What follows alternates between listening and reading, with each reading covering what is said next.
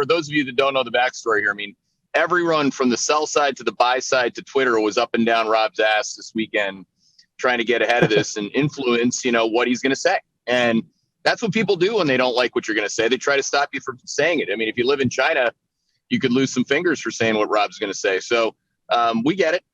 We're game. Yep. Game on. All you bulls out there in Invitation Homes, game on. Let's go.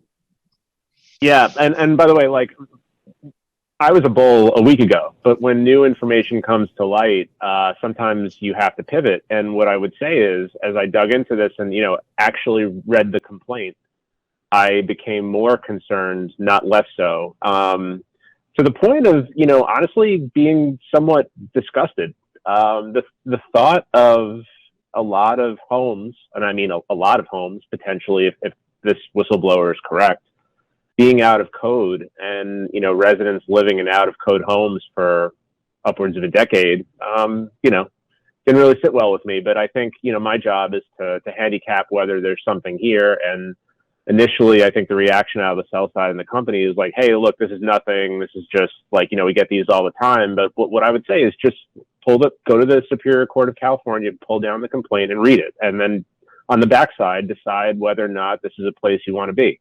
And what I'm saying is, until there's clarity around this is unequivocally a place I don't want to be. And I would recommend that clients consider that seriously. And that's what I'm going to talk about at 10. But it's not, I don't think it's good. I think it's a real concern. But again, that's up to everyone else's opinion, but I'm going to lay out the case why I do think it's a concern. So, that's all at 10 o'clock today. But yeah, as I went through it, I got more disgusted, not less. Well, I mean, as you know, was on with you or beside a guy that was on with you talking about it, and he'd know. I mean, and the initial reaction for a lot of people is like, whoa, what do you mean? No, really? Mm-hmm. Tell me more. That's how the conversation goes. And then eventually it's like, well, just read the complaint. And then they read the complaint and they come back to you and go, yeah, you're right. That's how those conversations went. At least the one that I heard. And that's that the stock's got that right. I mean, it's not like the stock wasn't trading on that. I mean, people just get upset because they lose money, but it doesn't mean that they're not losing money for the reasons that you're telling them. Yeah.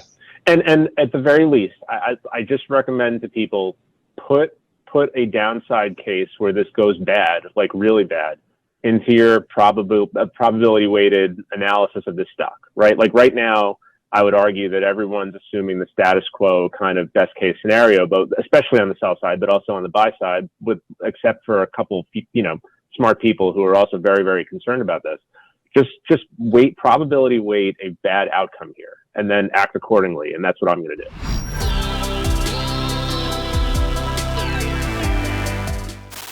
Hey there, Hedgeye Nation, or if you're not part of Hedgeye Nation, thanks for watching Hedgeye on YouTube. If you haven't already, make sure to click on the button below there. Subscribe to our YouTube page. You can also follow the link in the description to our website to get even more great investing content.